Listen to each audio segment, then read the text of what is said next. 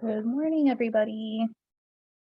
Oh, even just turning on the recording gets me out of my head. I was just like in my head thinking about work, thinking about like some fear thoughts came into my head, insecurity things. And then I turn the recording on and I hear recording in progress. And it literally just recenters me and brings me back to, oh, I am safe. I am loved. Ugh. Those words are going to be anchored into my head now. All right. We are on lesson 71. Only Spirit's plan for salvation will work. You may not realize that the ego has set up a plan for salvation in opposition to great spirits. It is this plan in which you believe. Since it is the opposite of God's or great spirits, you also believe that to accept great spirits' plan in place of the ego's is to be damned. This sounds preposterous, of course, yet after we have considered just what the ego's plan is, perhaps you will realize that, however preposterous it may be, you do believe in it. The ego's plan for salvation centers around holding grievances. It maintains that if someone else spoke or acted differently, if some external circumstance or event were changed, you would be saved. Thus, the source of salvation is constantly perceived as outside yourself. Each grievance you hold is a declaration and an assertion in which you believe that says, if this were different, I would be saved. The change of mind necessary for salvation is thus demanded of everyone and everything except yourself. The role assigned to your own mind in this plan, then, is simply to determine what, other than itself, must change if you are to be saved. According to this insane plan, any perceived source of salvation is acceptable provided that it will not work.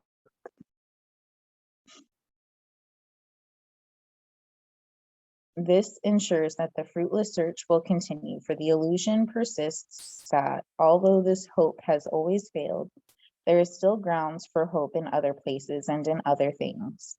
Another person will yet serve better, another situation will yet offer success.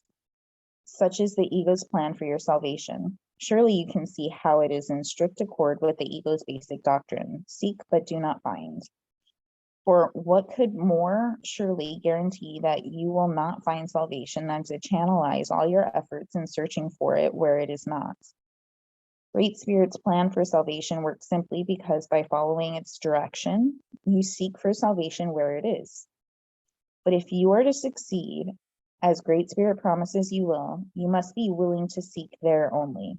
Otherwise, your purpose is divided and you will attempt to follow two plans for salvation that are diametrically opposed in all ways. The result can only bring confusion, misery, and a deep sense of failure and despair. How can you escape all this? Very simply, the idea for today is the answer. Only Great Spirit's plan for salvation will work. There can be no real conflict about this because there is no possible alternative to God's plan that will save you. His is the only plan that is certain in its outcome. His is the only plan that must succeed. Let us practice recognizing this certainty today, and let us rejoice that there is an answer to what seems to be a conflict with no resolution possible. All things are possible to Great Spirit. Salvation must be yours because of its plan, which cannot fail. Begin the 2 longer practice periods for today by thinking about today's idea and realizing that it contains 2 parts, each making equal contribution to the whole. God's plan or Great Spirit's plan for your salvation will work. The other plans will not. Do not allow yourself to become depressed or angry at the second part. It is inherent in the first. And in the first is your full release from all your own insane attempts and mad proposals to free yourself. They have led to depression and anger. The Great Spirit's plan will succeed. It will lead to release and joy. Remembering this, let us devote the remainder of the extended practice periods to asking Great Spirit to reveal its plan to us. Ask it very specifically. What would you have me do? Where would you have me go? What would you have me say, and to whom? Give Great Spirit full charge of the rest of the practice period and let it tell you what needs to be done by you in its plan for your salvation. It will answer in proportion to your willingness to hear its voice. Refuse not to hear. The very fact that you are doing the exercises proves that you have some willingness to listen. This is enough to establish your claim to Great Spirit's answer. In the shorter practice periods, tell yourself often that Great Spirit's plan for salvation and only its plan will work. Be alert to all temptation to hold grievances today and respond to them with this form of today's idea. Holding grievances is the opposite of Great Spirit's plan for salvation, and only its plan will work. Try to remember today's idea some 6 or 7 times an hour. There could be no better way to spend a half minute or less than to remember the source of your salvation and to see where it is. So for me, in this, I like to see, I don't believe that we have any part working against us. I think that we don't understand it, that we don't understand how it's guiding us, but they're all guiding us and helping us and serving us. It's just our interpretation of it that's off. So for me, the differentiation between ego and where ego guides you and spirit and where Great Spirit guides you is that you have spirit guiding you to who you are, what you are, where you're meant to be, where you're meant to go, what is meant to serve you. And ego, the critic, the shadow, pain, trauma, struggle, whatever you want to call it. We've been trained and told that those are there to tell us when to protect ourselves. And honestly, the meaning of protection is to change the outside world. Just to believe we need to be protected means that we have to believe that we are in danger. What if the ego, what if the critic, what if the struggle and the pain and the fear are all there to simply show us what's not meant to serve us?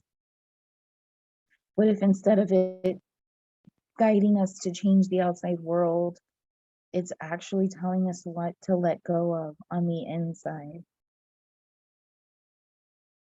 What if the words and the fears and the thoughts in our head that tell us, oh,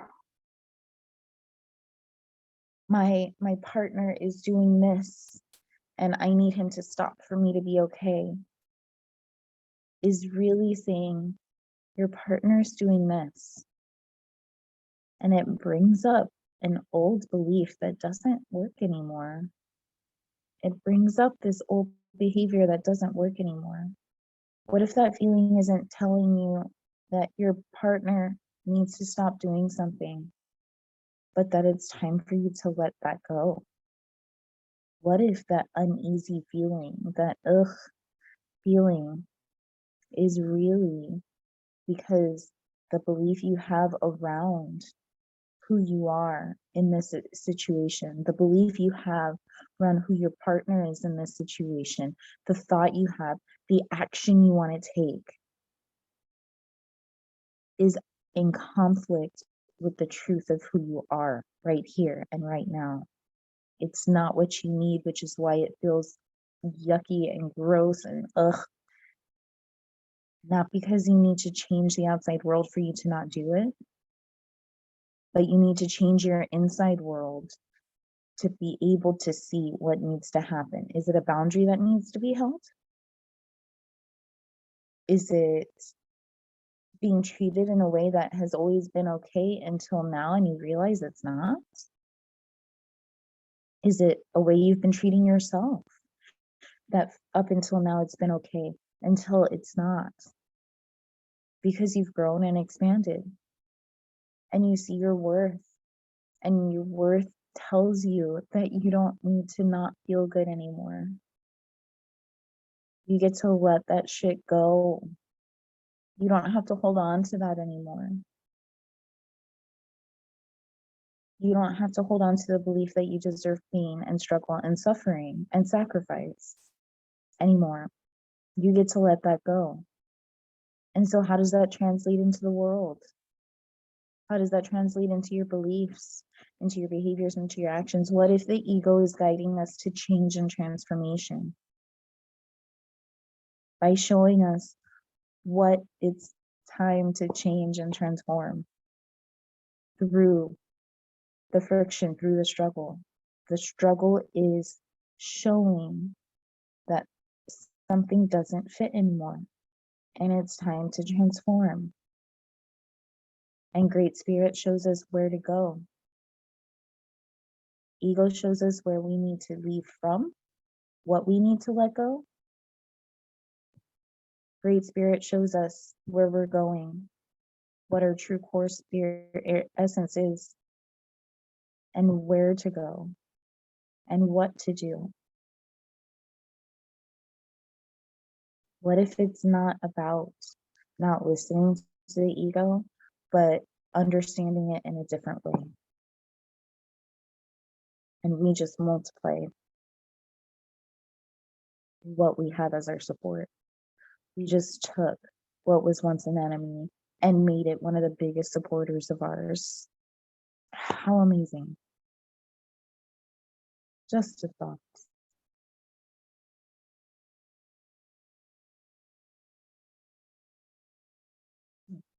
Have a beautiful day, friends.